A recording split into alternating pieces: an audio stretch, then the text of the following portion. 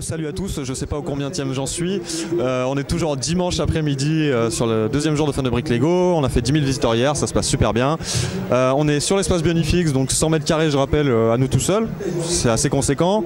Et on a une tablée entière consacrée au stop motion comme vous l'avez vu sur d'autres vidéos. Et on a le plaisir d'avoir cette année un revenant d'outre-tombe. Pire que Jedi Master encore, parce que tu n'étais jamais venu sur une convention. Déjà merci d'avoir fait le déplacement, parce que comme tout le monde, tu t'es venu d'un peu loin. Et puis pour commencer, tes impressions déjà sur le fait de vivre une convention de fans de Bionicle et de Lego en général.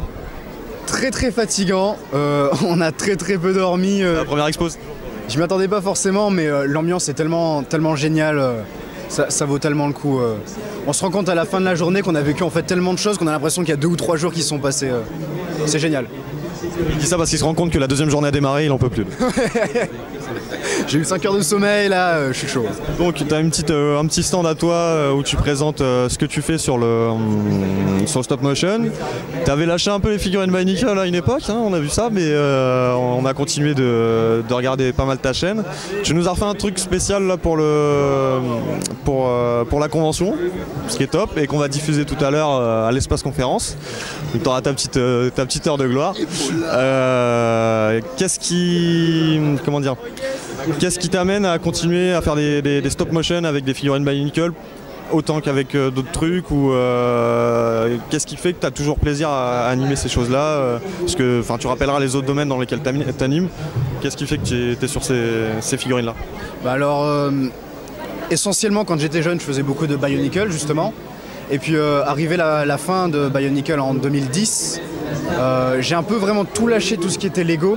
T'avais pas envie d'acheter des Hero Factory pour faire tes voilà. On te comprend.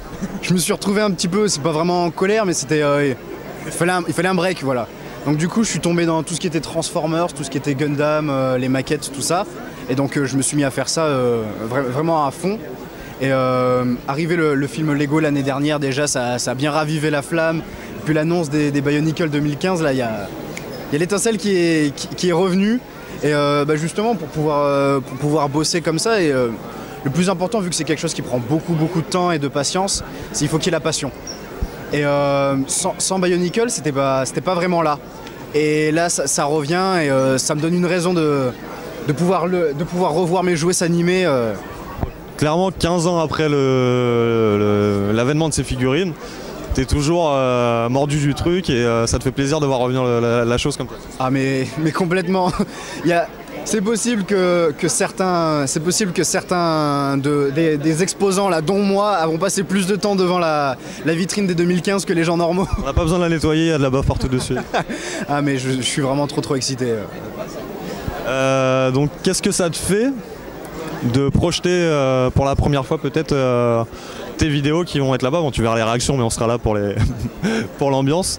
Est-ce que ça te fait un truc particulier de te dire ça va être projeté sur les écrans là-bas, et de devoir présenter ça avec une petite foule, petite? On attend je crois 20 000 visiteurs ce week-end, donc t'auras pas les 20 000 d'un coup, mais c'est déjà bien. C'est vraiment quelque chose de spécial. Rien que là d'être à mon stand et de voir les gens qui sont justement derrière moi en train de regarder des vidéos que j'ai faites, c'est déjà quelque chose de particulier, parce que au final quand on met ça sur YouTube, on voit le nombre de vues, on voit les commentaires, mais on voit pas forcément les gens derrière qui ont regardé les vidéos. J'ai vu des enfants venir et puis revenir, rester 5 minutes devant le PC. C'est ça, c'est que sur YouTube, parce qu'on peut le dire aussi, tu fais quand même énormément de vues par moment, même souvent. C'est vrai que c'est peut-être pas le même public. Là tu vois des réactions vraiment des enfants qui ne sont pas forcément les premiers qui vont cliquer ou tomber sur ta chaîne, parce que je pense que la plupart sont pas en âge de taper sur un clavier. Ouais, justement t'évoquais ça, ça te fait un truc particulier de voir les réactions en direct? Ouais, critique ou pas? Tu vois clairement le regard qui pétille dans leurs yeux quand ils voient des trucs un peu de ouf, quoi. Mais en même temps ils sont vraiment super innocents, donc du coup oui, quand il y a un enfant qui a vu une de mes anciennes vidéos, il m'a dit mais ça c'est pas très net, il y en a de meilleure qualité sinon. Donc du coup j'étais oui, il y en a, tu peux les regarder, donc les enfants sont impitoyables. J'ai l'impression de faire l'école des fans. Ils ont totalement raison, parce que parfois on est un peu trop on a tendance à trop adoucir les choses, et ça aide pas forcément à grandir en tant qu'artiste, entre guillemets artiste. Moi, ce que je peux te dire, c'est que ton stand est très bien placé. Il est à peu près en face de la boutique Bionifix, enfin sur le côté. Et ce que me disait Marek tout à l'heure, je crois, c'est que les gens voient tes animations, enfin les enfants voient les animations, et puis ils amènent les parents, ils disent « Oh, regarde, je veux faire ça !» Et du coup, ils achètent des figurines pour l'association, et donc c'est super. Et ça veut dire que tu crées même des petites vocations. Donc, Si moi je peux aider l'association, si je peux aider les gamins, les enfants pardon, à découvrir les Bionicle, moi j'adore ça. Moi. C'est ok. C'est que... Bah, je te remercie pour nous avoir accordé quelques mots. J'espère que tu seras peut-être des autres aventures s'il y en a d'autres. J'espère, comptez sur moi, je pense. Ok. Ton petit mot pour la fin?